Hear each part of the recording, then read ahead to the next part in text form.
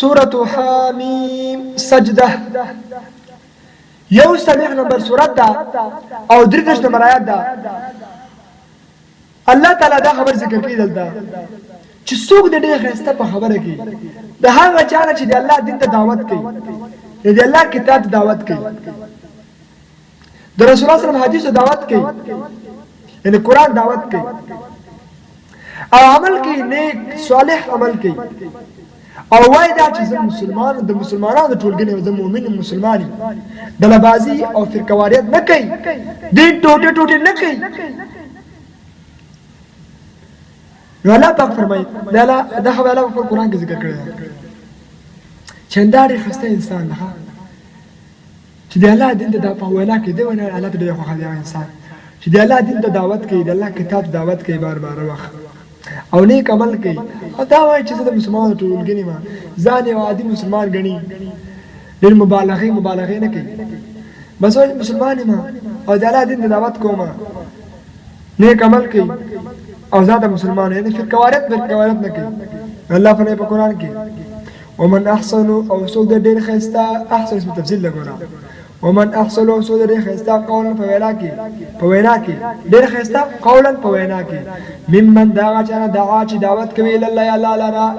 الله فرمایي څوک د ډېر ښایسته دا هغه چا نه چې دعوت کوي الله تعالی د الله کتاب ته دعوت کوي هغه وته دی چې دې کتاب څوک دعوت کوي د الله په ډېر چت انسان او حدیث کې مرادي بخاری صحیح حدیث ده مکه ته شوی نو الله فرمایي څوک د ډېر ښایسته په وینا کې دا هغه چا نه چې دعوت کوي الله ته دعوت کوي بل وعمل عمل کوي صالحا نیک عمل کوي دوم او دریم خبردار ده وقال وایدا ماجد هم حال معنا کوي وقال وایدا انني یقینا زچما من المسلمین د تابعدارانو د ټولګې نه ما زه مسلم یم مسلمین خو د جمع څخه راغلی مفرد مسلم ده یعنی زه مسلمانانو د ټولګې نه یم یعنی فرقواریت پلان کوي او بستان کوي او د دې موحدینو نه یم او د مقلدینو نه یم او د غیر مقلدینو نه یم نه مسلم د الله تابعدار د الله غلام بس د الله باندې دا غوړ انسان ده کوم انسان چې وینا کوي د الله کتاب ته خلک رابري چې د الله کتاب ته خلک رابري حدیث ته خلک رابري او نیک عمل کوي عمل سره فرقواریت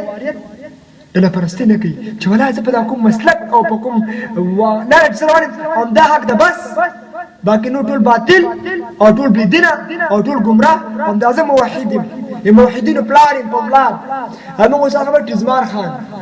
نه ټول مسلمان ان شاء الله په سلا روان دي وما